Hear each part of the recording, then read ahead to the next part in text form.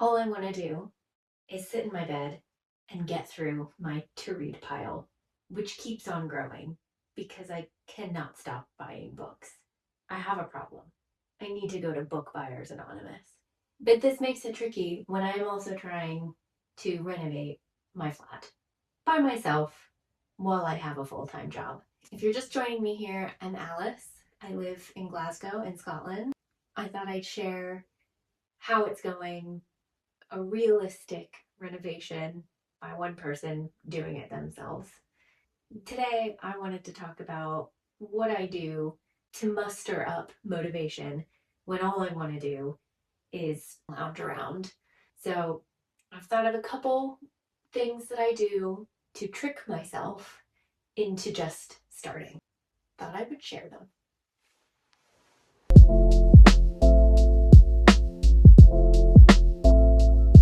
So I can often get overwhelmed just by the idea of starting.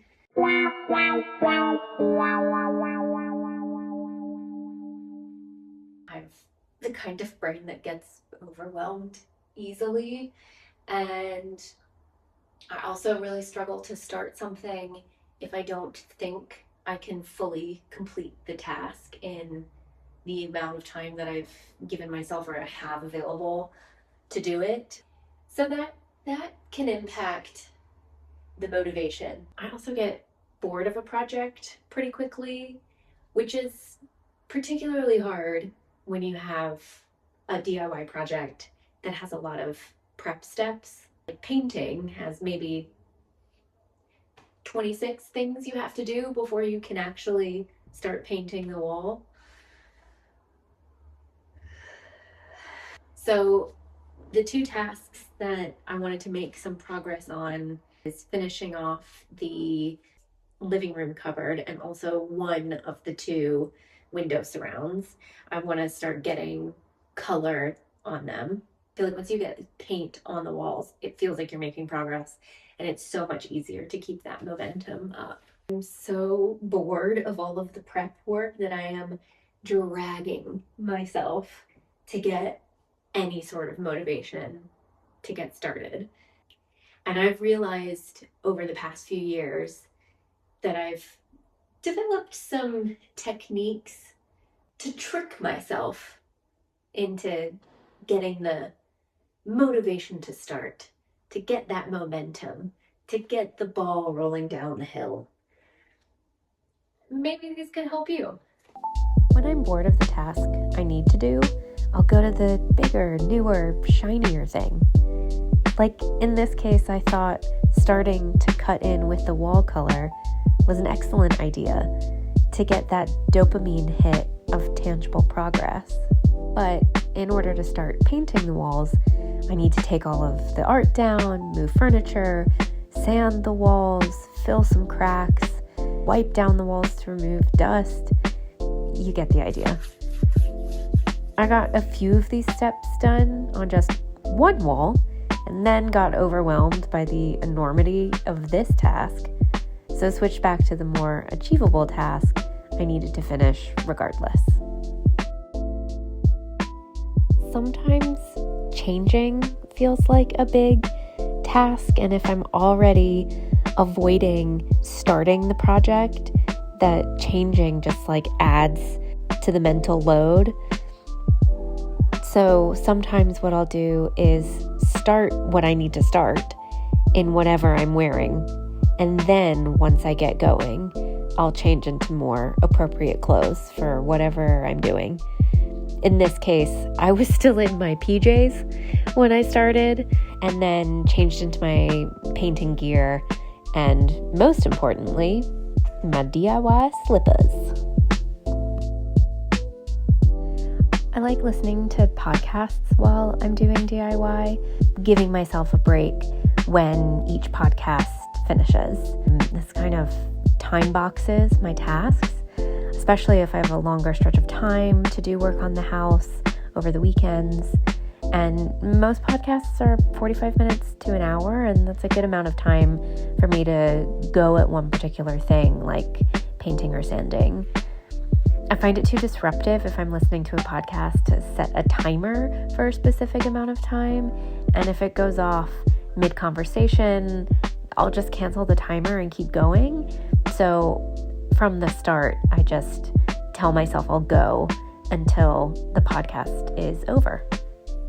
Another natural break I use is going until I can't anymore, like when I really have to pee or I'm really hungry for a snack.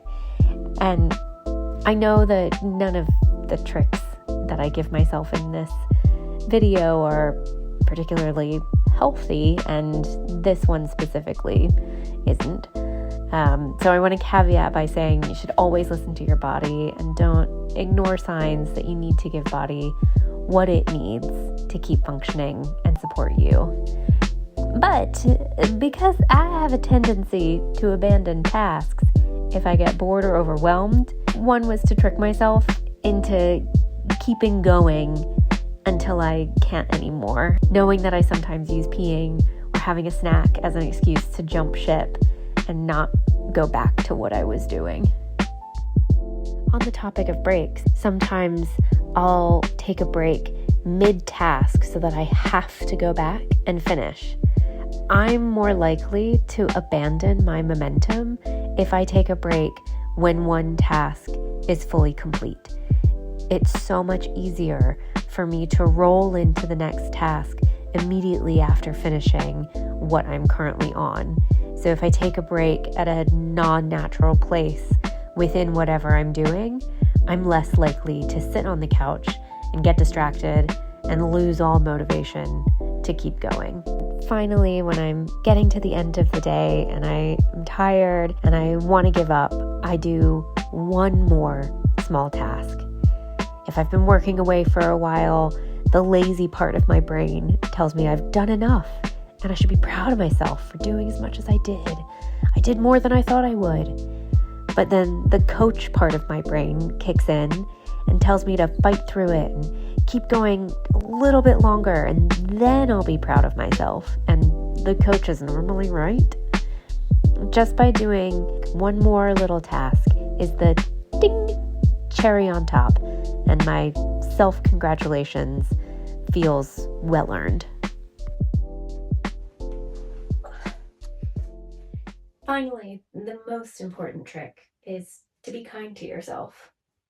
Sometimes it's not the day for it. Sometimes you need to take a day for yourself, and you've had a long week at work, or you need some recharge time if you've been really social, or everyone has been asking you for something and it's just one more thing on your to-do list.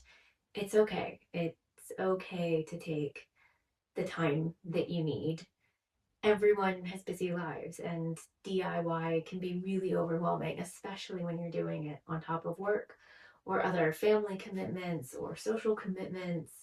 It can be hard to exist in a space that has a constant to-do list. And you're not the only one in this situation, and beating yourself up won't paint the walls for you. So take the time if you need it, and you'll find motivation at some point.